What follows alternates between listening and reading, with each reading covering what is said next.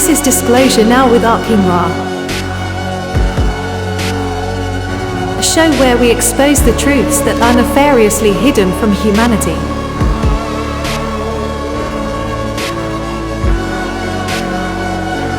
Today Arkheim and his partner Cataphilian share why they left the MK Ultra town they were living in and how deep the rabbit hole goes when it comes to military black ops programs.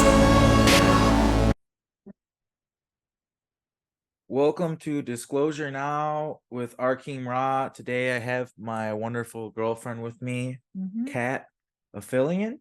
Cat, yeah, that's my name on Facebook. Yeah, so basically we just wanted to talk about, we moved to Winnemucca, Nevada.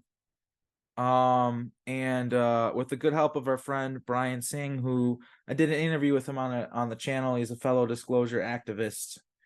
And we just wanted to talk about like why we moved and just some of the stuff that was going on in that town that we lived in, Appleton, Wisconsin. So I guess we're giving some details of our personal lives here, but I feel like it's important for maybe the community to understand how deep these programs go and how the stuff actually works. So essentially I was born in a small town of Appleton, Wisconsin in the year 1991, which is a bit confusing to people because of the time travel aspect of Montauk. I was at Montauk from like 1984 to 2000 something or whatever, but it was actually it was like the year right before I was born up until like the year I graduated high school, actually. So that's kind of interesting. But yeah, so basically, we come from a MILAB town, one of many. It's not the only one, but I figured out some things that are kind of interesting that I don't think other people have talked about really. So we're going to talk about that now, and that's the way that they actually artificially set up our lives. They put us in families. And they set up our lives and put us in situations to where there's a program running and everybody keeps that program running, if that makes sense. So in the town of Appleton, there's an underground facility connected to it. I thought it was underneath Appleton, but it might be in Manitowoc, according to the remote viewing of Sean Bond. But it kind of doesn't really matter where it is. There's a cloning facility where people that are from the city of Appleton are being held and they're being used as slaves. This is not just Appleton. It's kind of like They Clone Tyrone meets the movie Us meets The Adjustment Bureau. It's all those three movies kind of rolled into one. Because what it is we have a program that's connected to our lives up here underground. And these people are monitoring our conversations, what we look at online, where we go, what we buy. Everything we do is monitored by these people. Basically it's with the goal of controlling everyone and making them not wake up from the program. We all know that these military abduction programs, these breakaway colony black ops programs, they require a very large workforce to work for them, and they employ probably millions of people, if not more. And the problem that I have in my life where I'm getting taken and I'm living whole entire lifetimes is not just central to me and the people in the disclosure movement with memories. This is really common, and this is happening to way more people than you would think.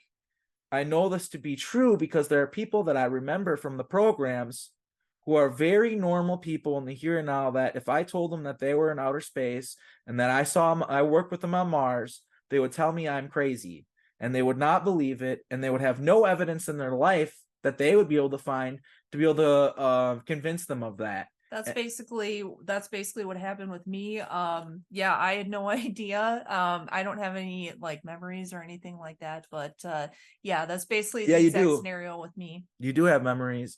She has a memory of us being CIA agents in the 1950s driving a old car together. And that was Ryan Sterling and your alter Cynthia. And so yeah, she's in the programs too. Ryan Sterling is, time travel guy. He did stuff in the 1950s. He's probably the one who Doris Neely, who was the archivist for the CIA that verified my testimony. She actually worked for the CIA. She was the one that turned the paper files to digital, and she said she knew me and that she's seen my files. And not only that, her house got burned down about 3 days after I found out that she had my files. Her house got burned down with the files in them. And that's real. Her house burned down. So but basically, I've just kind of realized that I want to share something with you guys that I maybe should have brought this up sooner. I maybe should have had it ready to go, but let's try to get this up here anyway. I'm gonna have to screen share something with you guys. I got a message the other day, and I want to kind of bridge this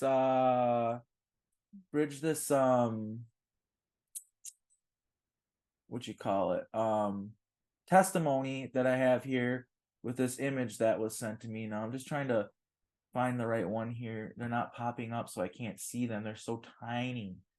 It's this one. Look here. Nope, that's not it. I should have had this ready. I apologize, you guys. Just bear with me here. It's an image that I got sent by a woman that is, let's just put it this way. If you got sent this image, you'd be pretty freaked out, I think. Which I'm not gonna lie, when she sent this to me, when I got it in my inbox and I saw it, it gave me a very sinking feeling in my stomach. And I know exactly what she's talking about. So I'm gonna show you this now. This is the message that she sent me. It says, it was something that I posted about just collaborating in the community. You can read that if you want. Basically, it says this is a group project with the disclosure, and we have to work together. And this random woman, who I'm not going to name, and I think she deleted her Facebook profile after I saw this. She sent this to me, and it says, "Remain humbled in a humiliation ritual where you don't collaborate and watch others be ritually sacrificed." Now, if that doesn't send chills down your spine, I don't know what would, especially for me, because it was directed at me. And I just kind of got to thank this person for being so brazen and sending me this so I can use this as an example in my video. Because that is what's going on with Appleton, Wisconsin, and the way they have it set up. For me, particularly, my life has been a giant humiliation ritual there. And the way Willem Dafoe put it to me, his alter David. So what happened was, I've talked about this in other interviews, and I'm sorry if I'm a broken record, just those of you who really follow me, but he said to me that we were cleaning. We were automaton clones in this underground base, and when you're an automaton clone, that means like they put your consciousness in there, and all it does is do simple tasks that it's programmed like a machine, and you don't really think, and you just do what you're told, and you don't really talk. And that's why, like in Us, the way they're kind of like grunt and they're kind of guttural and they're kind of not all the way there in a sort of way, it's kind of like that, because you're programmed to just be very primitive and simple and be able to just perform simple tasks that you're told to do. But he had snapped out of it, and he was snapping his fingers in my face, and he was going, hey kid, are you in there? Hey kid, wake up. And he had put the garbage can on the table so the cameras couldn't see us and stuff. And like I said, I knew him as David. I knew this guy. And like it's Willem, but it's an alter of his. And he told me, he's like, he asked me, he's like, "Are you still up there, kid? Are you still up there on the surface? Are you in Appleton, Wisconsin?" And I go, "Yeah, I'm still there." And he's like, "What the fuck are you doing, kid? You need to get the hell out of there. That place," he said these exact words, "that place is built up to keep you down." That's what he said. It's built up to keep you down. He said, "You need to get the fuck out of there. he said, I would never become a successful actor and be living the life that I'm living up there if it weren't for if I would have stayed in the program in Appleton that they wanted to keep me in. And yeah, I woke up with that memory, and that was like my first hardcore memory of like the underground cloning facilities that are all white and stuff. And I'm pretty sure it's run by Ordo Tempelum Nephilim, which is this, ancient cult that has time travel capabilities. That's just, they're the ones who are the adjustment bureau, period. They're adjusting everything, making little adjustments. So not only are they altering our lives, by, they'll put certain stuff on your Facebook feeds and stuff like that. Obviously, if you're watching this channel, you're probably aware of the fact that our phones are reading our minds. So they got that aspect, and then they're also putting ideas and thoughts into our minds. And they're also doing that. They'll bring us to the underground facility. I don't know if it's physical or not. I'm guessing it is, because she's woken up with marks on her body and stuff like that. Like her hand got grabbed. But basically, they'll strap us to these tables, put all these, it's like weird images and stuff like that. Like, it's like it portrayed it kind of in They Clone Tyrone. It's like a wolf howling over a baby being born, images of a baby being born, and then like guns going off, and then you see someone like being eaten by animals and screaming, and like all just sorts of weird shit. And it's causing triggers in your mind in certain areas in your brain to activate and doing certain things to you to program you. So when you wake up, you're thinking about certain things that day, you're feeling a certain way. And then there's also the aspect that clone of you that they have in the white facility, that's a voodoo doll. So what they're doing to that doll, or that living voodoo doll, that clone of you, and what your clone is experiencing, its emotional state, everything else, you're connected to that. Some stronger than others. Some blocks might work better, and they might try to strengthen it or weaken it depending on what they want. But if they're trying to manipulate you, they can manipulate you through your clone. Because, I mean, everyone's aware of the concept of a voodoo doll. Now imagine having a literal clone. So that's an actual concept that exists. And all the stuff that Donald Marshall talks about with and more, with the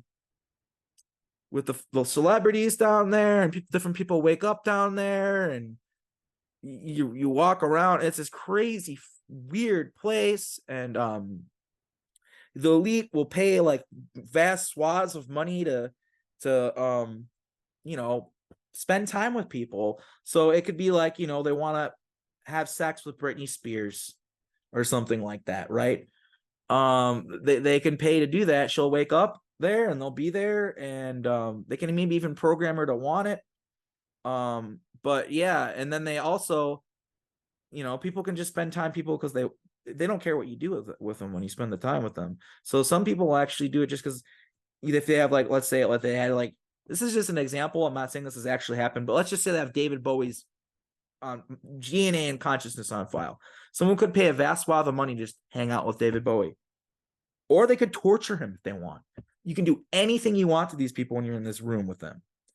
And there are what are referred to as red rooms, where there's a room and people will pay to interact with the people in the room being tortured. I actually told you what it was. Yeah, I didn't know what red rooms were. I told her I called it a red room, and I described it to her. And the reason why they're called red rooms is because in these facilities, they're all white. White on white on white on white. Everybody wears white. The walls are white.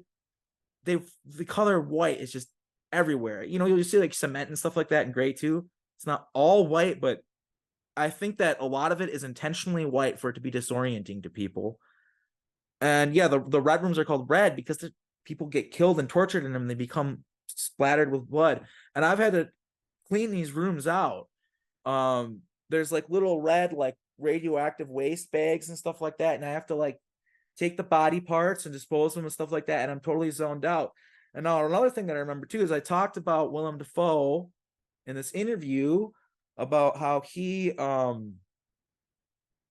said all this stuff. Well, after that, I woke up at the cloning facility, or was taken there, whatever it is, and I was strapped to a chair, and it was one of these red rooms, and he was strapped to a table, and they made me watch him get his teeth pulled out one by one, and I think they might have cut out his tongue too, and they forced me to sit there and watch that. If I were to look away or something like that, they would torture me too. And they basically said, you did this to him. This is your fault. Well, it was his fault for talking, but obviously they found out because I talked. So yeah, and that's why I had to put the trash can on the table. It's because they're watching everything, and there might be microphones too. I don't know. I took care of that, but yeah, he warned me to get out of Appleton. And now another thing that happened was, I'm sorry if I'm not giving you time to talk, but I'll let you explain stuff too. But another thing that happened was I woke up one day and I was with her. And I just told her about how Ryan talked to me when I woke up, and he said that there's 34 different people that are activated right now in the town of Appleton, and they're programmed to activate my abandonment programming. And I said a bunch of weird stuff's gonna happen soon. And then sure enough, like we went out to a show like 3 days later, and we were basically, I was told I'm not allowed there, and I was escorted out. And it's all connected to a past partner of mine that I used to be in a band with, who I didn't find out until years later. They're saying that I assaulted them and stuff like that, which is not true. I'm the one who quit the band that we were in because our rhythm guitar player thought they were being abusive towards me because they were cheating on me, and now they're married to the guy they cheated on with. It's typical narcissist stuff where I left them and now they have to destroy my character. And that's basically where that's at. But it's part of the programs, like Loud Mouse, even the name of our band, we were called Loud Mouse. The term of it's a term of endearment for a German lover, mouse. And then Loud Mouse and Loud Mouth. And so here she's blabbering, saying all these things about me that are terrible, that are untrue. It's a program. And her great grandfather or something wrote Silent Night. We all know about how the songs are connected to the programs and stuff like that. So yeah, I know that she was sent in my life kind of to destroy me. And when it talks about this humiliation ritual thing, like when she said remain humbled in humiliation ritual, it's real. The Ordo Templum Nephilim people have my life set up to be a humiliation ritual, a big humiliation ritual. So in the town of Appleton that I'm from, there's these signs that when you come into the town, it says, "Welcome to Appleton, Wisconsin." Saying when I turn down our road, that's what it says. Yeah, and now you guys, if you're following my stuff, you probably know my testimony of the fact that I wrote a lot of the songs that y'all grew up to, that you love, that people fell in love to, dance to at sock hops and stuff like that. I mean, it goes back that far. Montauk was the more 60s old school rock and roll kind of stuff with the reels. And then Centurion 5 is a lot of the more modern stuff. And then also have an alter named Hans, who I'm still trying to figure out what planet he was on, but he was like a DJ that made music, and some of it ended up on Earth. So yeah, a lot of my music has been taken from me, and I've written a lot of songs, and I think the I hear singing when I go down the road is actually talking about me. But what everybody in our town thinks is it's about this thing called MILAB Music, which they do every year, which is a huge music festival they put on. Okay. And if you know anything about me in my day-to-day normal life in the here and now, I've been a musician since I've been 11 years old. I've been playing shows since I've been 12, and I've toured. I've paid my rent with music. It was a serious thing to me. I've been in a lot of different bands, and I've done a lot of different projects, and I've played all over the place. And what I've basically realized is that, like, okay, with this MILAB Music, every year they have this big music festival, and I'm not invited to play, and it always makes me feel like crap. And I see all these people that I know playing these huge shows to lots of people, and yeah, it just makes me really bummed out. And I realized recently, before this woman even sent me this message, I realized that it really is a humiliation ritual. Now, they did let me play once, but it was right when COVID ended, and it was a terrible show, and it was still just another part of their humiliation ritual. It's just another aspect of it. And I could go deeper and deeper with it. It's just my whole life. There's just been stuff that happened to me, situations that I get put in, and where yeah, like I'm not. It's like I feel terrible because I try to collaborate with people, like musically and stuff like that, and then I'll get put in these situations where I get embarrassed and I'm humiliated, and I live with my tail tucked between my legs, and that's exactly what they're talking about. like I've just had stuff in my life, like where I guess I could tell some stories of stuff that's happened, but like I had a band I was in where I was living with them, we were touring, playing with them, paid my rent, and things were going great. And as soon as we got that success that we all worked hard for, they kind of kicked me out of the band and kicked me out of the spot we were living at. And it just goes, you know, it's the same thing with Ghost Effects, who I worked on music with, and we both ended up on Centurion 5, and he worked on a lot of stuff that The Weeknd did. Is like the beats are like him, and the singing and stuff is me. But yeah, it's because yeah, The Weeknd's a Satanist. You guys obviously know that, right? He's not a good guy. Like his music's sick because I made it, and it's I'm sorry, I'm talking myself up, but I do like his music. But it's sad that he perverts it the way he does, because I know that he's evil and he's not a good guy. But anyway, why don't you say some stuff about this? What do you have to say about it? Yeah, so basically, this is something that you have not really mentioned. I mean, you mentioned it in that video that we did in the hotel, but this is something you haven't really mentioned when you've talked about like David and the underground facilities and stuff. So basically, there's a version of me. She works under there. I can't like connect with her. I can't like see her or anything, but he can. She's basically like Rick Sanchez from Rick and Morty, but worse. She's an evil see you next Tuesday. And her name is Meredith, but we don't think that's her real name. She's a scientist. She's taken both of us. I can't remember it, but he can. And she's shown us things on like the TV monitors and stuff.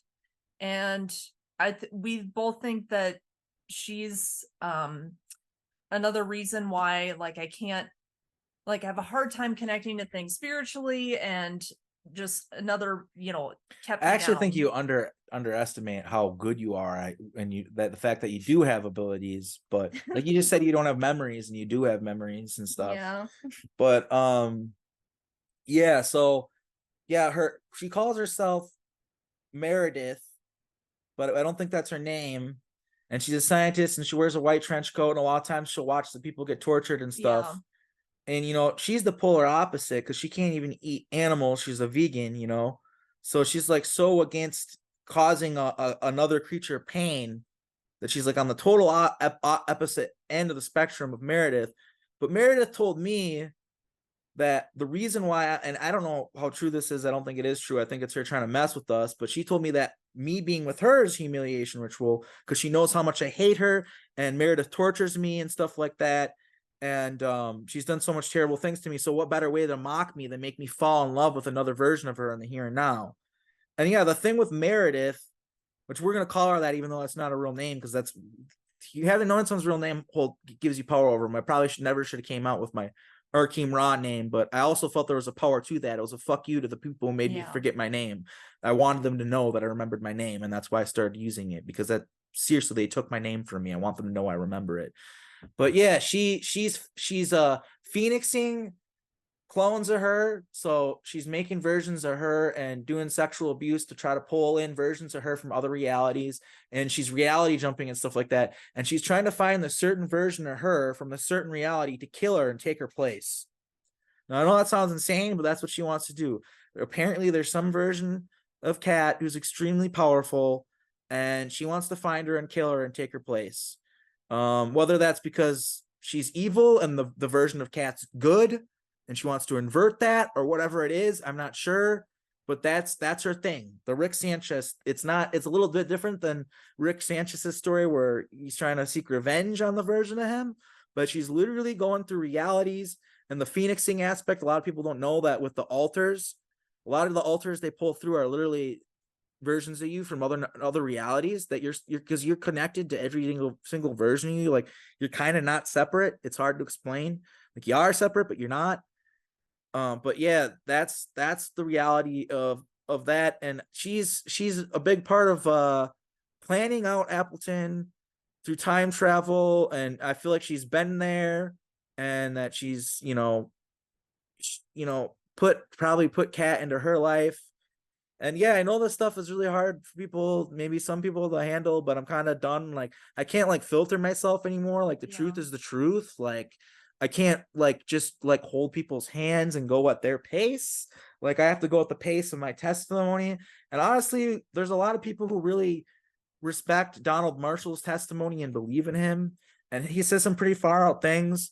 So I think people are ready to listen to this testimony. And yeah, that's the reason why we left Appleton, is because the whole town was set up to control us, set out to manipulate us. We couldn't even go out in public without having weird things happen to us every single fucking time. Yeah. And yeah, so now we're in Winnemucca, and we live right next to a deep underground military installation. One that there's a facility in the mountain, there's vents in the mountain, so we haven't gotten away from the MILAB stuff. Yeah, it's been hitting me really hard. Like, I've been feeling really, like, I'm sure I'll get used to it eventually, but I've been feeling really like off center, I guess. Like, I get discombobulated sometimes. It hasn't really hit you that much, but that's been happening to me. I've been waking up. I've been waking up, and I know that I got taken because everything's unfamiliar to me, and I don't feel at place, and I feel all disgruntled, and there's no reason for it, and I can't remember why. Yeah. So these people are really good at wiping my memories. Like, I don't always remember things, but I've gotten a few memories back. One of the memories was a giant crates full of these prepackaged eggs that were already cracked, and they had a picture of a rooster on them going like this. Fucking random as hell, but that's a memory from a 20 and back. I don't know what they took with me or what they did with me. I think I was working in a kitchen, literally.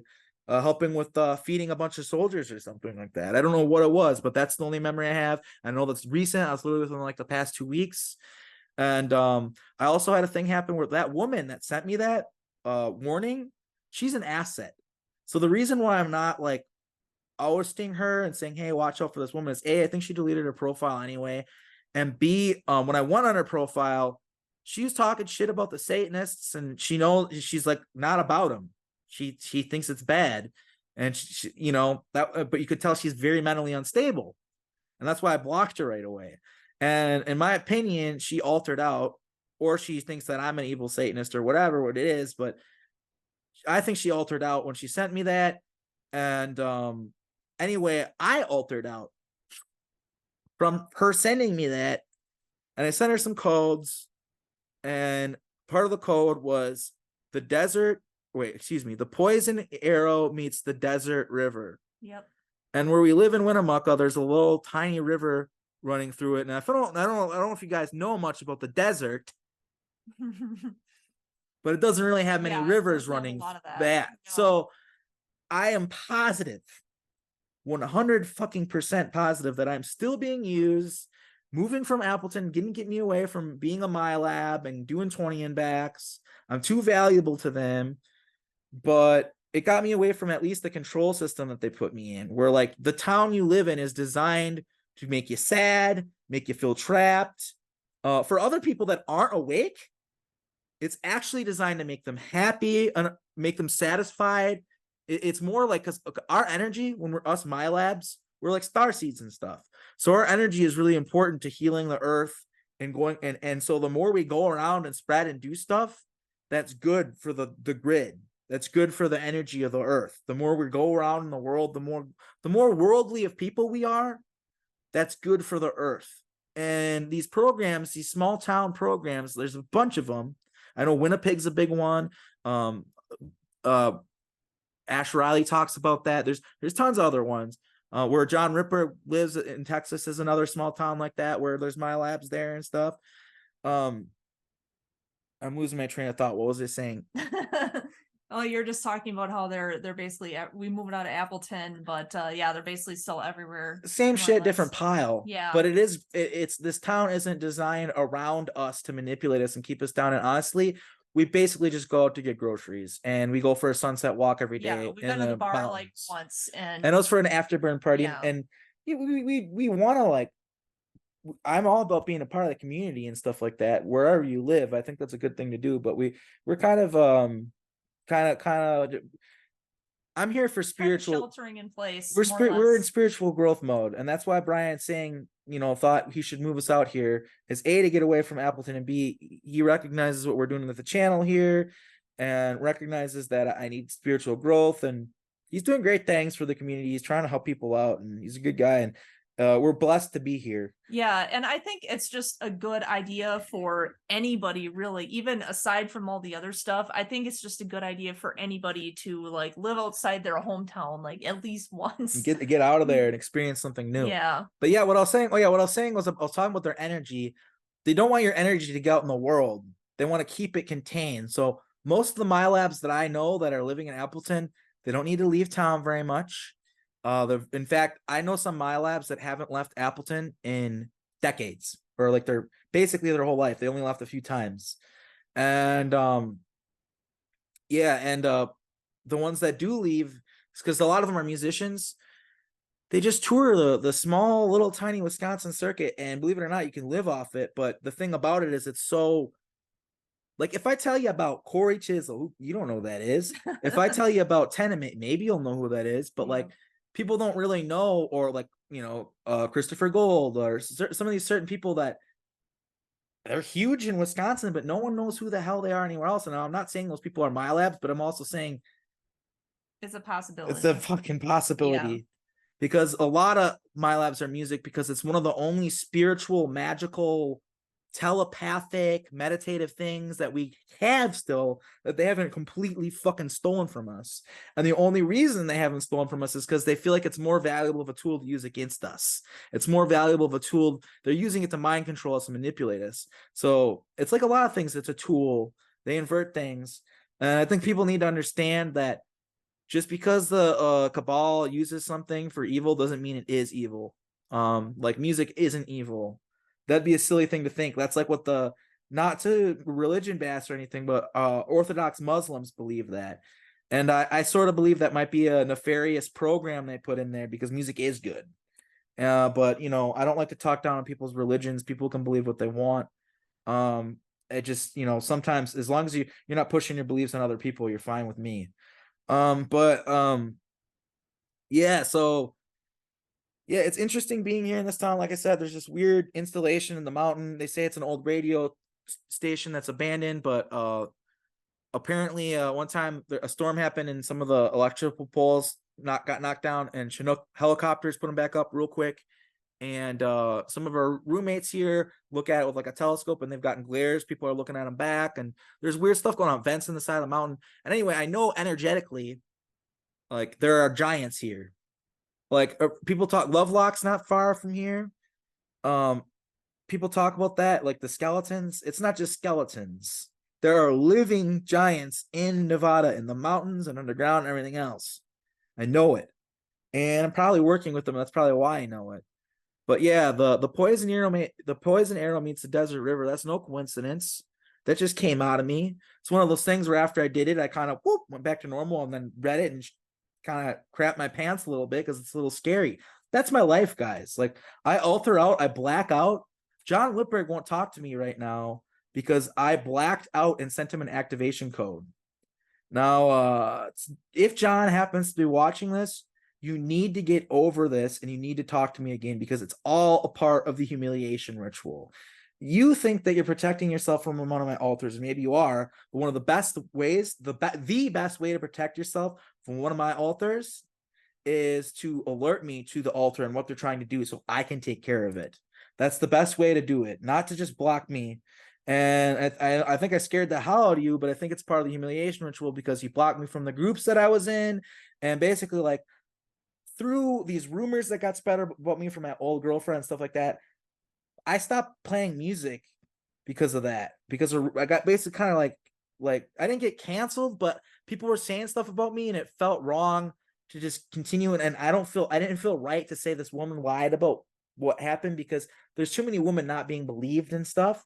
So I felt like the right thing to do is just stop, just leave the situation. And that's what you got to do with a narcissist, frankly, is just back off and don't engage, because no matter what you do, even if you try to be good, they're going to use that as some sort of fuel to make you look bad.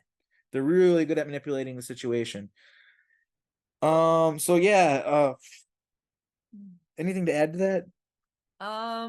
No, I don't think so. I'm just, I'm glad we're out of there and, away from that, all that drama. And, yeah, I mean, Appleton was no longer good for me either.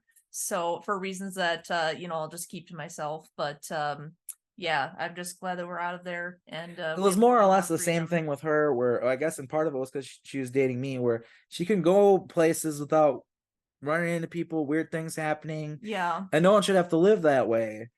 And yeah, and it's just very much so like people will like think things about you, and instead of just being like, hey, and saying it, they don't. And so for years, this stuff has been festering about me, and I haven't been able to address it. I could have addressed it 8 years ago or whatever, but it is what it is. And like I said, it's definitely a control program, and a lot of these people are MILABs, and they don't realize it, and they're keeping each other in a program. And there's stuff going on behind the scenes. There's time travel where if something happens, and like I know there's certain situations in my life, like I know there's one situation where I ended up actually going on a date with my trauma twin and connecting with her by some miracle. They really don't want that to happen, and they use time travel and sent somebody into the situation to mess that up. That's a whole nother story, but that's not the only time either. There's other times, I'm sure, but that's just a time where I realized it, because I kind of remember how the timeline went on for a little bit before they fixed it.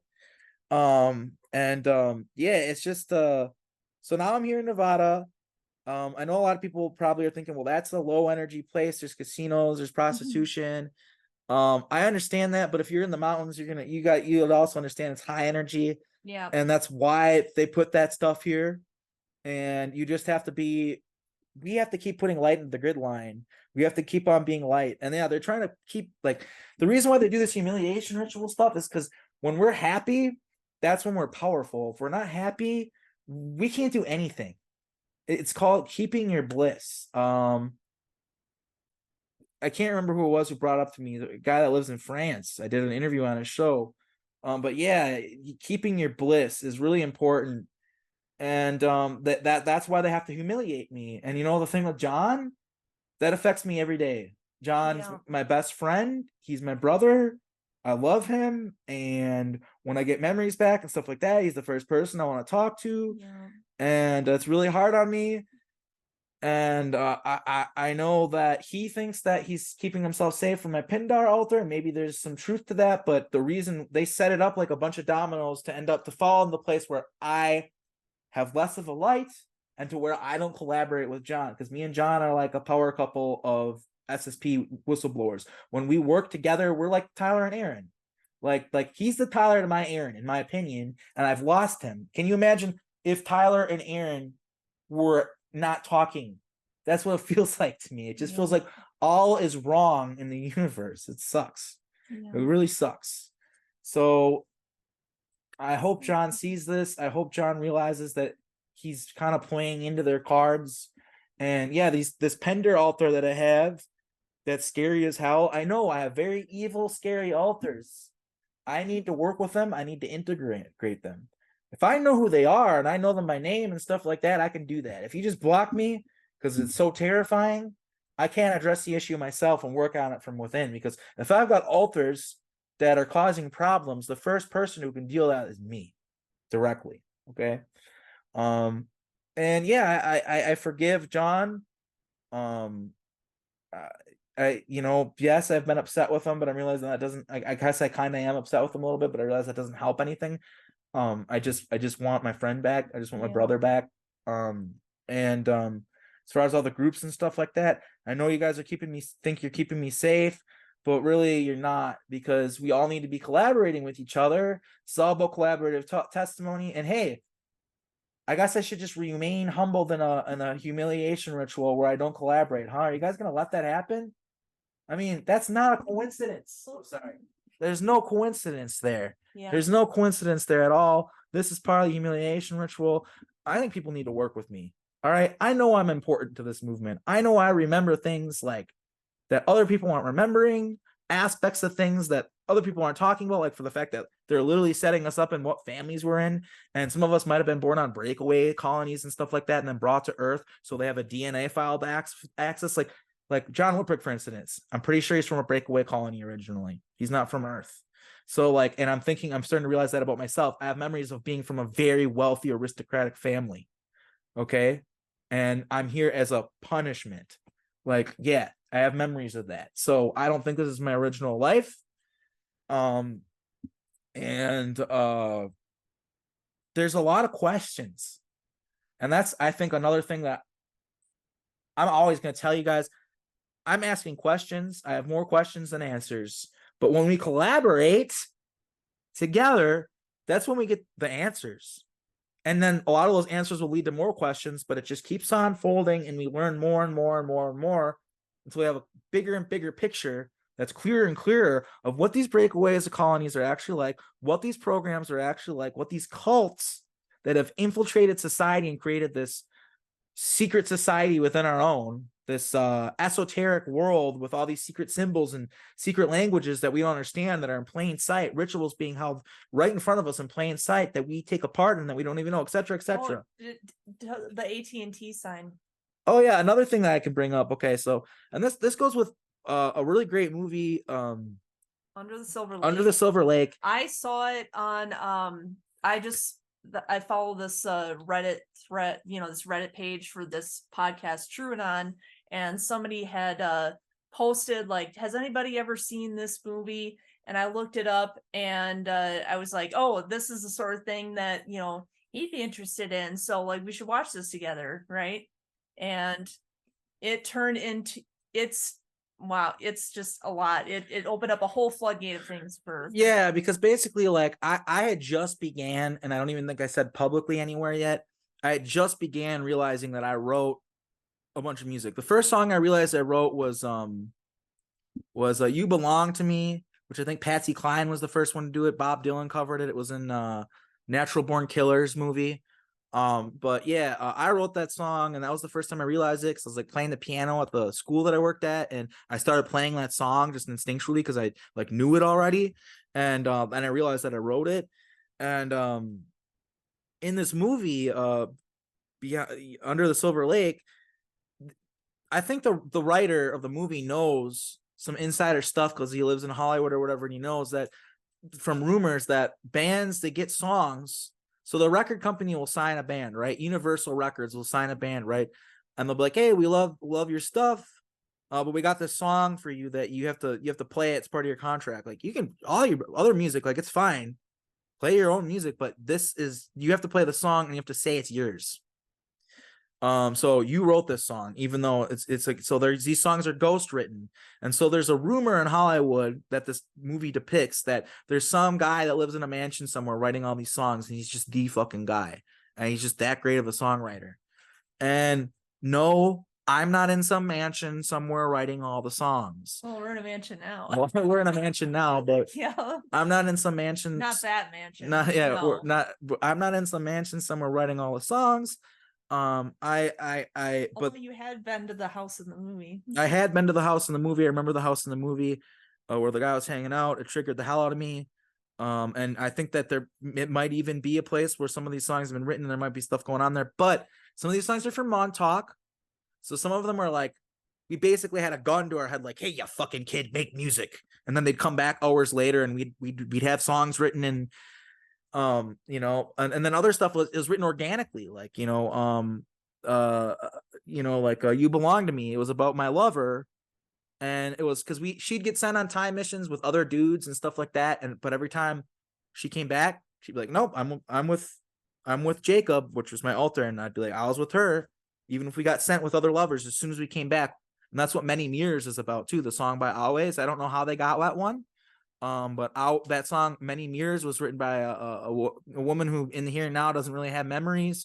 She's like a 17 or 18-year-old girl right now, but yeah, she wrote that song about how every time we would go through a mirror and live a whole life, and then we come back, we were still the same. The lyrics are literally, after we pass through so many mirrors, I can't believe we're still the same. And I encourage people to look up that song by Always and watch the music video. It's literally characters walking through portals, going to different environments. It's them telling you it right in your face. And yeah, I know Molly from that band. She was one of the only people who ended up she served at Montauk 2.0 for like a week before we took over the base. But she was one of the only people who ever ended up at Montauk that started somewhere else. she showed up there, and then she was a part of 3.0. But that's a whole nother story. It's very complicated. But that movie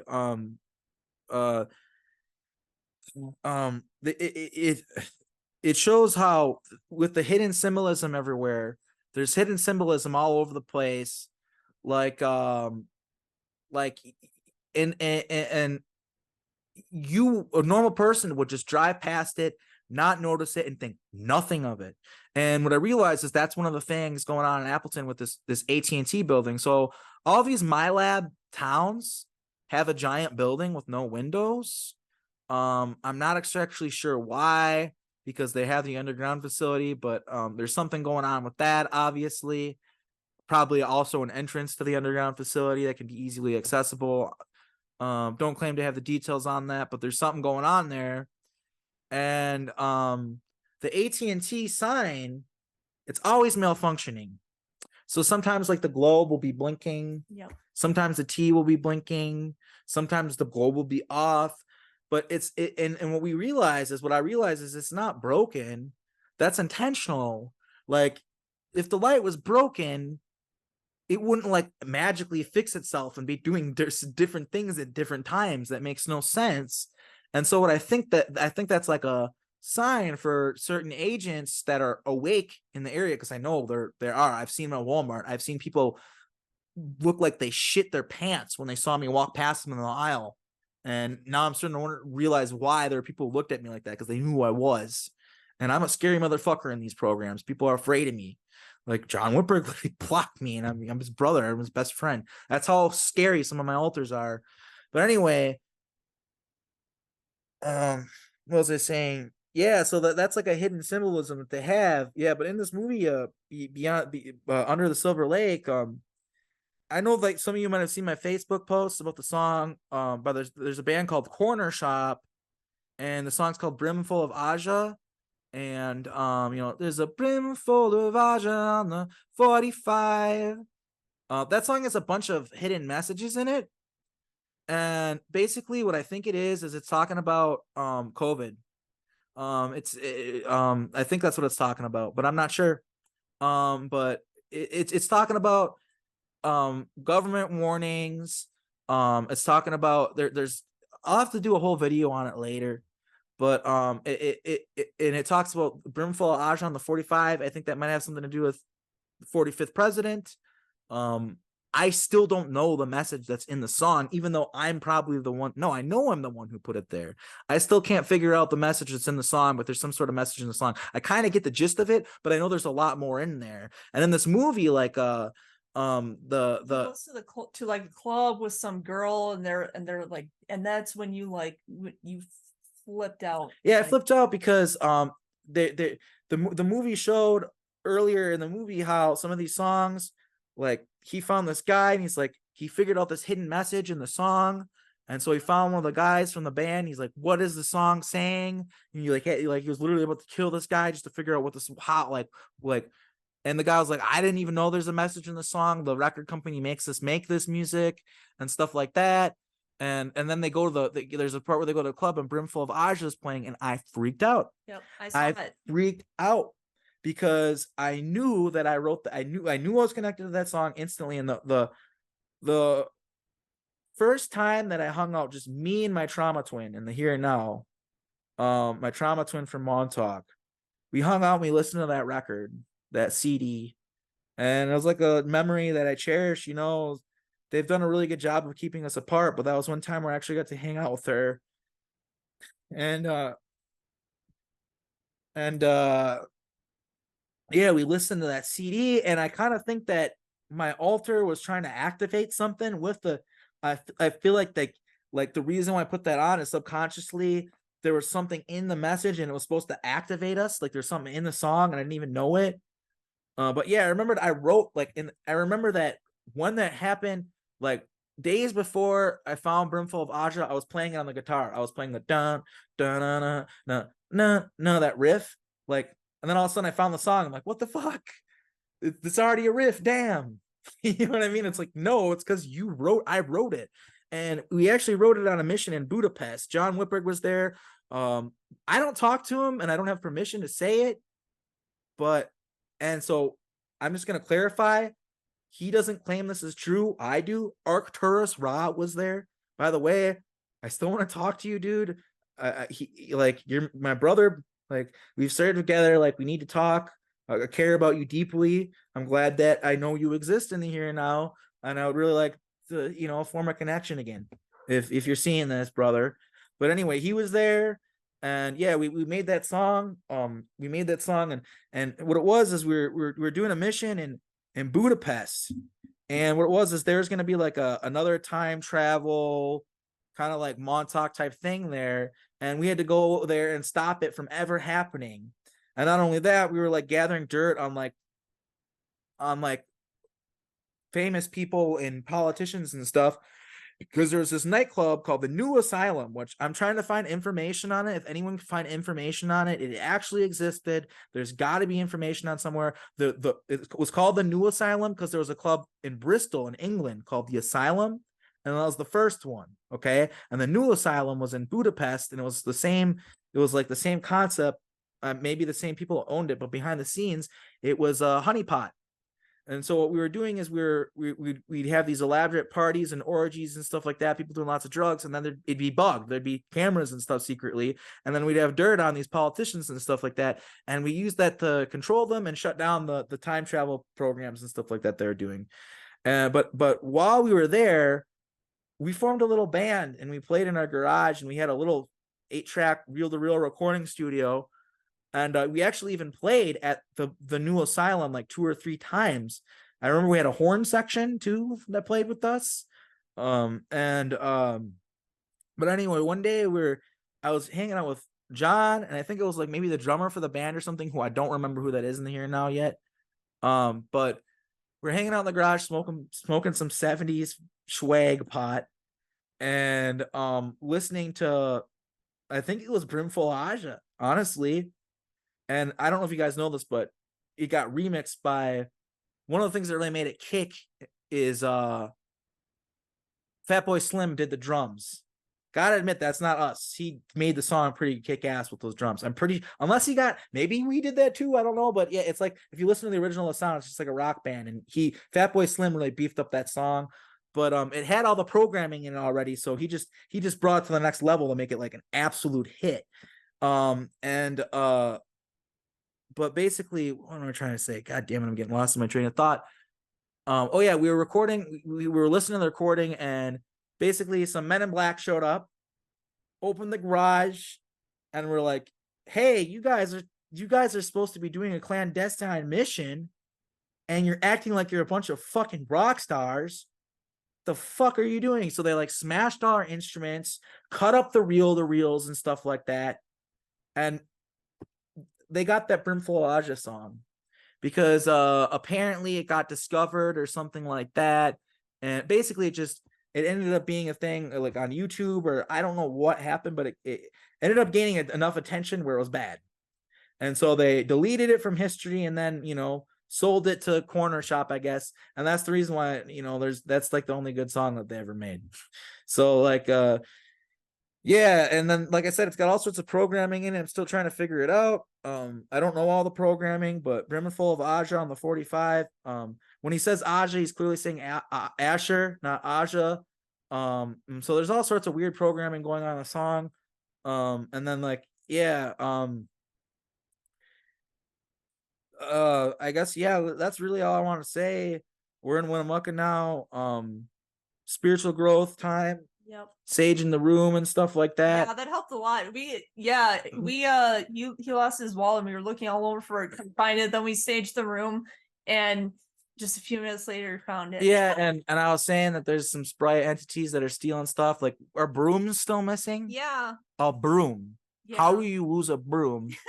And then a wheel. A wheel for the chair. So yeah, there's something stealing stuff is what I figured out, because that's real, like sock gnomes and stuff. I'm pretty sure that most stuff that people talk about that sounds silly, I'm starting to realize like there's some truth to it. Yeah. I'm starting to realize that. But anyway, yeah, thanks for watching. I really need to make this video for a while. I really appreciate people who believe me, because I mean that's the wildest part about this is like what I'm saying is very out there, but and I know there's like nuts and bolts people out there I'm gonna name names here, Eric Hecker and stuff like that, who think that we're damaging the movement because what we're saying is so wild, and I just think that's horse shit. There are plenty of people who are ready to believe us and know we're telling the truth, and apparently Eric is not one of those people. That does not make them better than us because they have evidence or whatever. Like, the truth is coming out. There is evidence of what I'm talking about. There's certain things just don't line up. And the more I research, the more I find, and the longer I'm out here giving my testimony, the more proof I'll be able to offer to you guys. But yeah, do your own research yourself. I always use discernment. But yeah, I'm telling the truth. I know, like, I might have to go back and edit it, like talk about how certain things were screen memories and stuff, but I'm trying to be pretty vigilant about that and go through my screen memories before I talk about them. But yeah, that's the thing with us. We do get false memories and things, and I think the most important thing for us whistleblower people is to not act like Commander Ashtar, Corey Good, leader of the light and love movement. You gotta listen to me. That's all a bunch of crap. Like, we're all just people we're all whistleblowers, we're all activists. We're not people on the internet telling stories. These aren't stories, this is testimony. And we're not storytellers, we're activists. So I just think that I just want to remind that, like, people of that. Like, this is really important. I don't think there's anything more important than the fact that we've been lied to and that we're a slave race, and that in order for us to break free from our servitude, we have to wake from our slumber. And that's what we're trying to help out with right now, is humanity waking from its slumber. And yeah, they set up our whole lives. It goes so deep, you guys. This isn't your first life. You know, the chances of this being your first life are next to none. They make us have amnesia. And yeah, thieves don't break into empty houses, so that we obviously have something valuable that they want. We're obviously dangerous to them, otherwise they wouldn't make us forget. They wouldn't hide what they're doing.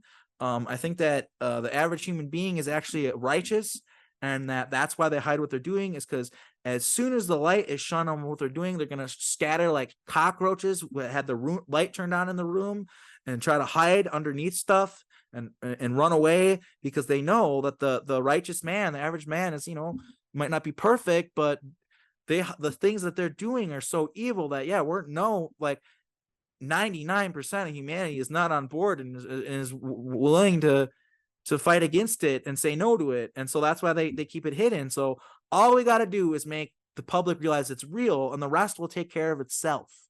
Now, I know that's a tall order. I say that like it's so easy. All we have to do is make the public realize it's real. And that's why these nuts and bolts guys are like, shut the hell up and let us tell our testimony. But the thing is, we have to tell our story, okay? Because a lot of this is retroactive.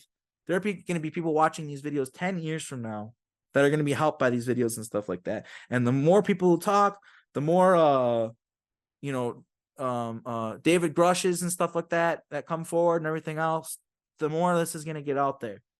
So, yeah, is there anything else you want to say, sweetheart? Yeah. So, I guess I just want to say, because John blocked me as well, because after everything happened, if you do see this, John, I miss you a lot too. He's actually worked with Cynthia before, and he told me some things back, like, right after you told me that I was in this too. So John, I miss you a lot too, just in case you do see this. And also, if I want to know as much as possible about anything that I might have been involved with, even if it's something bad, horrible. So if anybody has any memories of me or anything and wants to reach out, you can find me through his Facebook. I'm open to any DMs or anything. So yeah. Cat Affilian. And then, like, it's the same thing with me. And like, I just gotta tell people too, like, a big part of the reason why I'm public is because, like, I also have extremely evil alters. And when I first came public, I was posting videos. They deleted them, but I was posting videos on YouTube anonymously, like wearing a mask and doing a voice changer. because I just want to get it out there. But then I realized, like, I remember like hurting people and stuff in these programs, and I just want to say that I'm like really sorry. These programs are self-perpetuating, and if you get memories of me hurting you, chances are you're going to get memories of you hurting other people as well. That's how it went for me. First, I got the memories of people hurting me, then came the memories of hurting other people, and those are the worst ones. Like, I can almost forgive these people for hurting me, but for making me hurt others, that's the part where I draw the line. Like, I don't know if I can ever forgive someone for that, but I want you guys to know, those of you who remember me in my really dark altars, in the here and now, I really am trying to invert that darkness back to light again. I'm trying to face that shadow self and be an instrument of the light again. And I think that people can genuinely tell that from my energy, that I am of the light. They inverted me and they turned me into a fire. That's what they did. They turned me into a weapon. And I'm just trying to take my power back. One of the things that we did at Montauk was we had a little saying, and it was in Latin, and I don't remember what it was in Latin. I have it written down somewhere. I wrote it down when I remembered it. But it basically, this Latin saying translates to, correcting the timeline, they could never truly take our power from us. And that's why I have that song. I should post it on this Disclosure Now channel because it's so connected to the movement. But I have a song called They Could Never Take Us From Ourselves. And that's what that's about. And yeah, we are correcting the timeline. We are correcting things. We're putting them back in place. We're remembering who we are and stuff like that. And I think that people need to be really cautious when you have memories of like being like a hero in the programs and stuff like that. I always say that because 99% of the times these are really evil time corporations that have no other goal other than gaining more control, more resources, more power. But that being said, like, I know some of our alters have fought back. And I know that Montauk 3.0, which is after Junior, when we kicked out Preston Nichols and Al Bielek and stuff like that, we actually did do some good things. And I will not let anybody fucking gaslight me and tell me I didn't, which, you know, Matt Tracy tried to do, but whatever. Sorry to name you by name, Matt, but no, we literally did fix some things. Yeah, we weren't perfect, but we did fix some things, okay? And it's not all doom and gloom. Like, and I think it's just as important to recognize that it's not all doom and gloom, as much as it's important to recognize that it's not all love and light, and that we just can't shine rainbows and fart out fairy dust, and that's how we fix everything. We do have to face the darkness. I think it's all about that duality. We need to be realistic. And I'm sorry for calling out Matt. I do love you, Matt, and I miss you. He's another person who blocked me because he tried to tell me that alternate realities aren't real, which is the stupidest fucking thing I ever heard, but whatever. I don't know how he could think that after being a Montauk time soldier. He tells me I have the screen memories, but okay, bud. But anyway, yeah, I'm sorry for naming names. Like, I know I'm talking about John, I'm talking about Matt now, but I love them both. I love, you know, and it just sucks because like what we experienced with Montauk was hell, and the only people who can understand what we went through are people who were there. And I need my comrades, you know, even if we can't agree on everything, Matt, like, it'd be cool if like you could unblock me and we could talk sometimes. Maybe you're never gonna believe me when I say there are alternate realities and there are jump gates to them all over the place, but there are. And yeah, I just you know, I need you guys, man. Yeah, all my Montauk family, comrades. Like, I know that sometimes we don't get along, and when we got programming though to do that, and we don't want to feed into it. Like, they don't want us talking, they don't want us collaborating, and like that's why I really talked about this in this video to John. I'm not trying to disparage John. He reacted in a way to keep himself safe and try to keep others safe, but also it's like, you know, I feel like it's like not it, like you can help keep people safe by making me aware of what altars I have and stuff. I know they're terrifying. I know that my Pinder altar is probably scary as hell, but you know, I'm not. You know me, buddy. Like, I'll deal with it the best I can. But yeah, I don't want to be a broken record, so we're gonna end it now. We are the movement. We're the ones who are doing this, not the government. Okay. I'm not trying to steal anybody's saying here, but we are the Disclosure. I know Robert Arasi, who I don't claim supports me or doesn't support me, but he was the one who came up with that. But it's just such a powerful statement. because we're the disclosure. It's not up to the government. It's not up to these agencies. If they disclose things, they're gonna lie to us. So they're gonna try to use it to manipulate us more. It's like the aspect of where like you go out in space and then they tell you, oh, a cobalt war blew up Earth. So like you think you got told the truth, but you didn't.